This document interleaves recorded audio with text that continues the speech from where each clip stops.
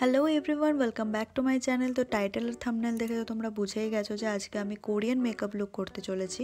তো first time try করছি, জানিও কেমন হয়েছে। ভিডিওটা লাস্ট অবধি দেখো, আর যদি কোথাও কোনো ভুল হয়ে থাকে সেটা আমাকে প্লিজ প্লিজ প্লিজ কমেন্টে জানিও, যাতে আমি নেক্সট টাইম লুকটাকে আরও বেটার করতে পারি।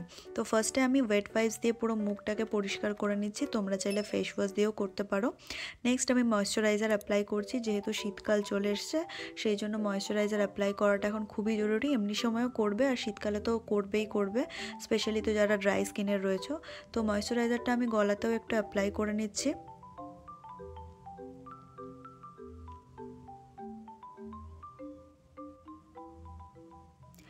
নেক্সট আমি এনভাইবের এই প্রাইমারটা অ্যাপ্লাই করব। বেসিক্যালি যেই জায়গাগুলোতে আমার খুব বেশি সোয়েট হয় সেই জায়গাগুলোতে আমি অ্যাপ্লাই করে নিচ্ছি, যাতে সোয়েট বেশি না হয় আর অয়েলটাও বেশি না বেরোয়।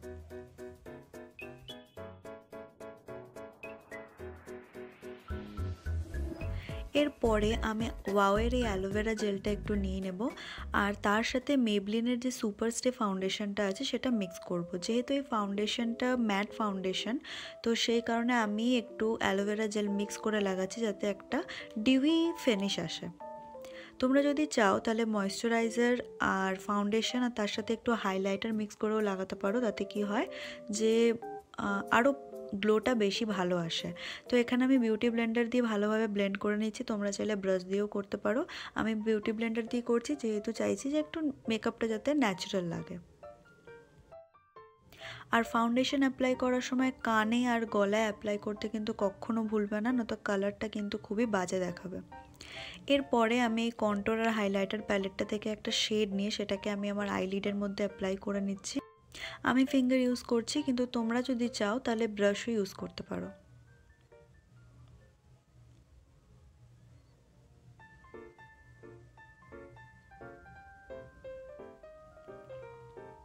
ভালো করে অ্যাপ্লাই করে নেওয়ার পর এনভাইবের এই কম্প্যাক্ট পাউডারটা আমি ইউজ করছি আমার পুরো মেকআপটাকে সেট করার জন্য।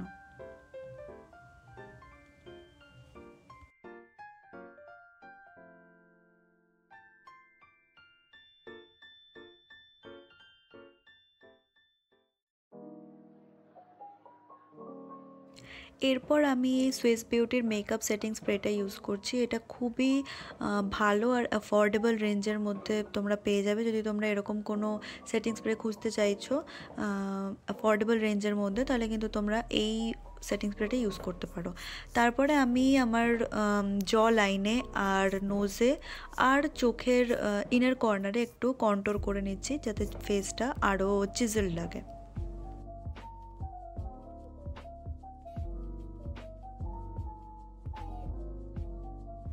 আমি নোজটা যেভাবে কন্ট্রোল করছি তোমরা সেভাবেই করতে পারো, বা তোমরা যদি অন্য কোনো প্রসেসে করতে চাও সেটাও তোমরা করতে পারো। আমি এভাবে করছি যাতে নোজটা খুব শার্প লাগে।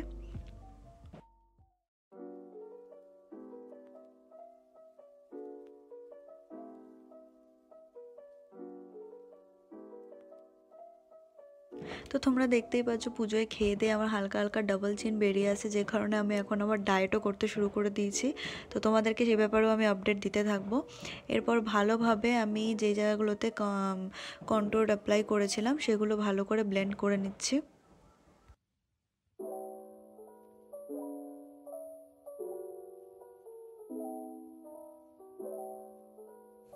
যেহেতু আমার কাছে বেকিং পাউডার নেই, সেই জন্য আমি ওই সেম কম্প্যাক্ট পাউডারটাকে as a baking powder use করছি।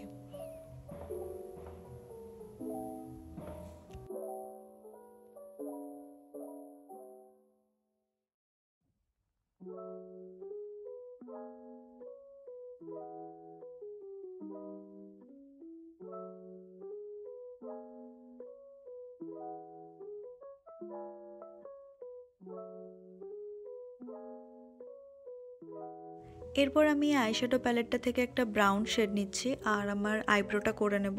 তো আইব্রোটা আমি বেসিক্যালি খুবই সিম্পল রাখতে পছন্দ করি, তোমরা যেভাবে নিজেদের আইব্রো করো সেভাবে তোমরা করতে পারো।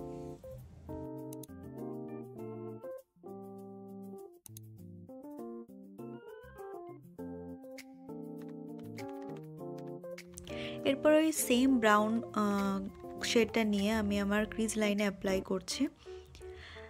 দেন কি করতে হবে, কিছুই না, সিম্পলি একটা গ্লিটার পেন নেবে আর সেটা তোমার আইলিডের মধ্যে অ্যাপ্লাই করে নেবে। এছাড়া তুমি এমনি গ্লিটার পেন ছাড়াও নর্মাল গ্লিটারও অ্যাপ্লাই করতে পারো, যেটা আমি এর পরে করেছি। এটাকে ব্লেন্ড করে নেব। দেন আমি এর মধ্যে আবার ওই আইশ্যাডো প্যালেটটা থেকে একটু গ্লিটার নিয়ে অ্যাপ্লাই করব। এরপর আমি আইলিডে হালকা করে একটু কাজল অ্যাপ্লাই করে নিচ্ছি।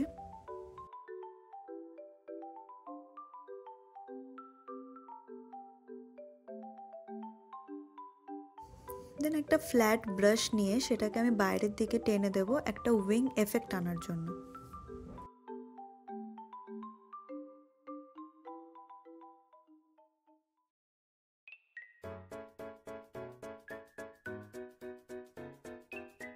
আর কাজলটা ব্লেন্ড করার সময় কিন্তু ইনার কর্নারেও ব্লেন্ড করতে ভুলবে না।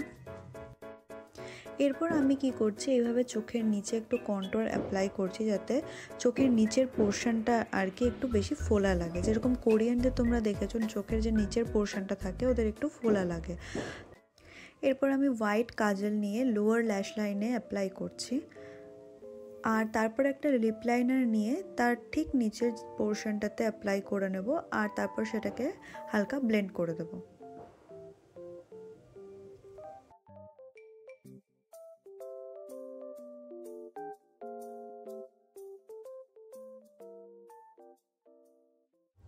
তারপর সেম হাইলাইটার পেনটাকে নেব, নিয়ে যে মাঝখানের যে পোর্শনটা রয়েছে যেখানে তোমরা দেখছো আমি হাইলাইটার পেনটা অ্যাপ্লাই করছি, ওই জায়গাটাতে ঠিক অ্যাপ্লাই করব।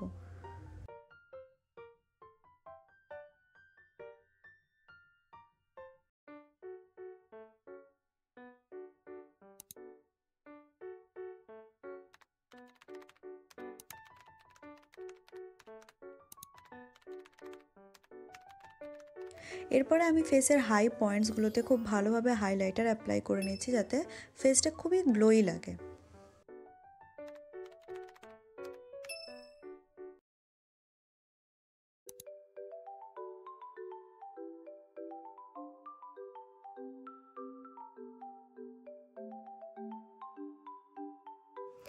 এরপরে আমি জাস্ট হার্বসের এই মিনি লিপস্টিকগুলো দিয়ে ব্লাশ অ্যাপ্লাই করে নিচ্ছি। তোমাদের কাছে যদি ক্রিম ব্লাশ থাকে তাহলে কিন্তু তোমরা সেটাই অ্যাপ্লাই করতে পারো।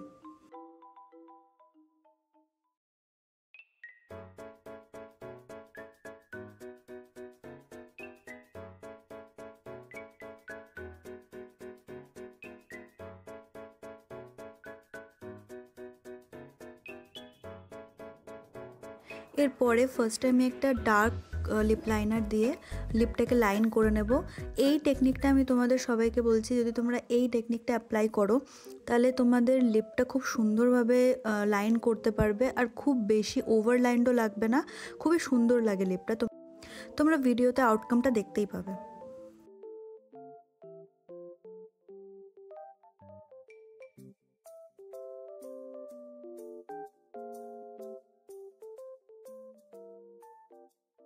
এরপরে যে হার্শ লাইনগুলো ক্রিয়েট হয়েছিল ওগুলোকে আমি ফিঙ্গার টিপ দিয়ে ব্লেন্ড করে নিচ্ছি, যাতে একটা স্মুথ ফিনিশ আসে। ব্লেন্ড করে নেওয়ার পর এই লিপ গ্লসটা আমি লাগাচ্ছি। তো তোমরা ক্লিয়ার লিপ গ্লসও লাগাতে পারো, এটা একটা হালকা পিঙ্ক টিন্ট দেয়, এটা আমি লোকাল স্টোর থেকেই কিনেছি।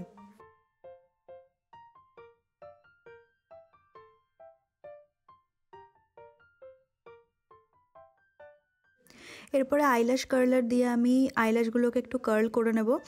আইল্যাশ কার্লারটা এই কারণেই ইউজ করছি, কারণ হচ্ছে যে অনেক সময় দেখবে আমাদের আইল্যাশগুলো মানে প্রপারলি কার্ল থাকে না। তো আইল্যাশ কার্লার যদি তোমরা ইউজ করো তাহলে তোমাদের আইল্যাশে তোমরা প্রচুর ভলিউম দেখতে পাবে যখন তোমরা মাস্কারা অ্যাপ্লাই করবে।